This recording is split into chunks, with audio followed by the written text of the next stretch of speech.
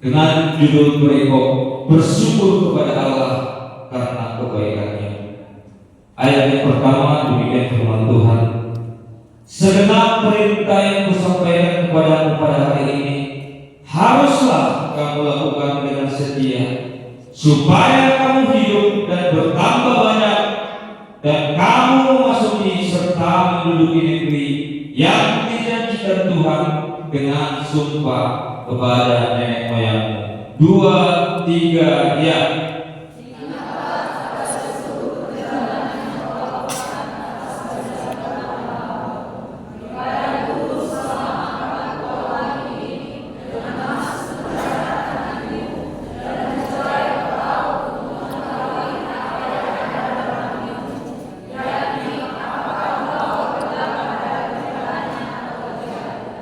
Jadi ia merendahkan hatimu, membiarkan engkau lapar dan memberi engkau makan mana yang tidak kau kenal dan yang juga tidak dikenal oleh nenek moyangmu, untuk membuat engkau mengerti bahwa manusia hidup bukan dari roti saja, tetapi manusia hidup dari segala yang diucapkan Tuhan. Puji nama Tuhan.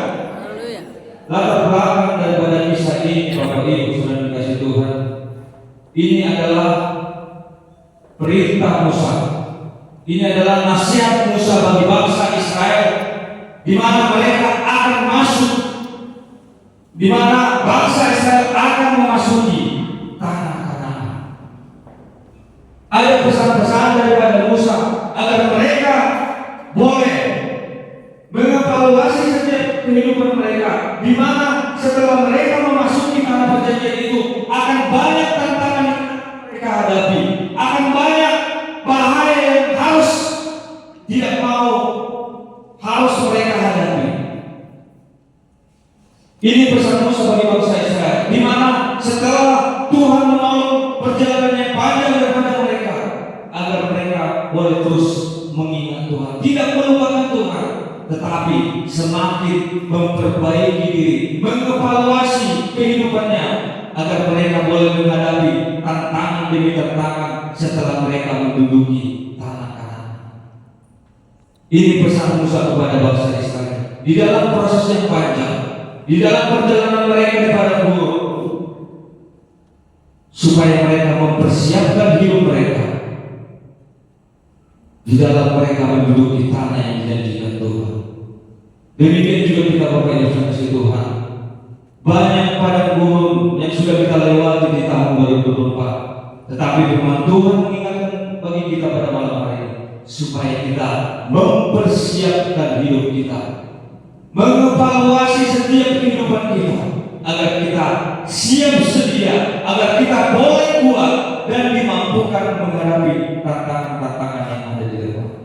Kita tahu, Bapak Ibu saudara kasih Tuhan, bahwasanya tantangan yang kita hadapi di tahun 2024 akan semakin besar kita di tahun 2025. Tetapi firman Tuhan mengingatkan kita pada malam hari ini, yaitu pada malam perenungan kita akan meninggalkan tahun yang lama, tahun 2024. Kita harus mengevaluasi setiap kehidupan kita. Bapak Ibu sudah kasih Tuhan, kita yang hadir pada malam hari ini, di mana kita harus menetapkan hati kita. Pada malam hari ini kita datang di rumah Tuhan, kita datang di hadapan Tuhan, kita akan menetapkan dasar kita, meletakkan fondasi kita di dalam melangkah di tahun 2025. Kita percaya kalau pada malam hari ini kita menetapkan hati kita, meletakkan fondasi kita, dasar kita di dalam kita mau melangkah di tahun 2025, percayalah Tuhan akan menyertai kita. Tuhan akan semakin memperbaharui kita, yang tentunya ada perbuatan Tuhan yang ajaib, Tuhan yang akan bagi kita. Ini hal yang penting, Bapak Ibu kasih Tuhan. Mungkin banyak di luar sana tidak merasa penting di dalam ibadah tutup tahun. Padahal Bapak Ibu kasih Tuhan, ibadah tutup tahun ini, kita mengakhiri di tahun 2024 ini adalah sesuatu momen yang sangat penting, di mana kita meletakkan fondasi kita di dalam kita menjalani, membangun kehidupan kita di tahun yang baru. Kita percaya bahwasanya kita yang ada pada malam hari ini nanti setelah firman Tuhan kita akan menyembah Tuhan. Di situ kita meletakkan dasar-dasar kita, menetapkan hati kita, meletakkan komitmen kita, apa yang mau kita perbaharui dalam setiap kehidupan kita.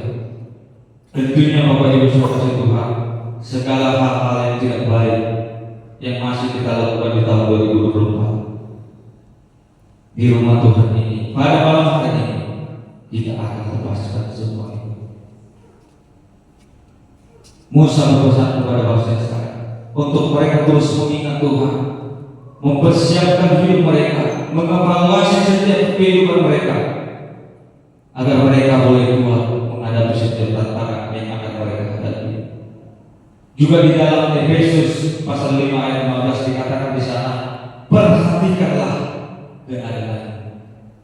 Pada malam hari ini, saya dan saudara mungkin masih banyak kekurangan-kekurangan di dalam kita mengikuti Tuhan di tahun 2024. Rasul Paulus kepada jemaat Efesus di dalam Efesus 5 ayat 15 sampai 16, untuk kita boleh memperhatikan keadaan kita. Kita bersyukur yang hadir pada malam hari ini masih diberikan kesempatan untuk semakin boleh diperbaharui, untuk semakin boleh berubah sampai hidup yang berkenan kepada Tuhan. Untuk itu Bapak Ibu sekasih Tuhan pada malam hari ini yang menjadi momen untuk kita evaluasi. Bagaimana, apa yang masih kurang, apa yang perlu kita tambah-tambahkan di tahun yang baru. Untuk itu Bapak Ibu sekasih Tuhan, pada malam hari ini adalah malam perenungan bagi kita, malam evaluasi bagi kita, di mana kalau kita evaluasi setiap kehidupan kita, proses demi proses akan bisa kita lakukan dengan baik.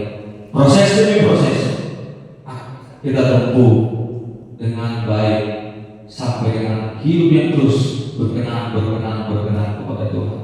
Untuk itu Bapak Ibu sekasih Tuhan, pada malam hari ini apa yang harus kita perbaiki, apa yang harus kita renungkan, apa yang perlu kita evaluasi agar kita mungkin dalam 3 jam ke depan kita akan meletakkan kaki kita akan melangkah di tahun yang baru. Bapak Ibu sekasih Tuhan, apa yang kita perlu evaluasi agar hidup kita hidup yang semakin berkenan, hidup yang semakin memuliakan Tuhan. Kita percaya di dalam kita semakin hidup berkenan, kita hidup semakin setia, kita hidup semakin sungguh-sungguh mengikuti Tuhan. Percaya segala sesuatu yang baru, pengalaman yang baru akan Tuhan nyatakan bagi kita di tahun 2025. Untuk itu pada malam hari ini, apa saja yang harus kita evaluasi di dalam 3 jam terakhir kita akan menjalani masa yang baru, tahun yang baru, yaitu tahun 2025. Yang pertama yang harus kita evaluasi, yang harus kita renungkan pada malam hari ini, sebelum kita meletakkan dasar kita, sebelum meletakkan komitmen kita, sebelum memutuskan menetapkan hati kita untuk fondasi kita mengikuti Tuhan di tahun 2025. Yang pertama yang perlu kita evaluasi adalah kondisi kerohanian kita. Mari kita buka di dalam 2 Timotius 1 ayat 13. Kita perlu mengevaluasi setiap kehidupan kita.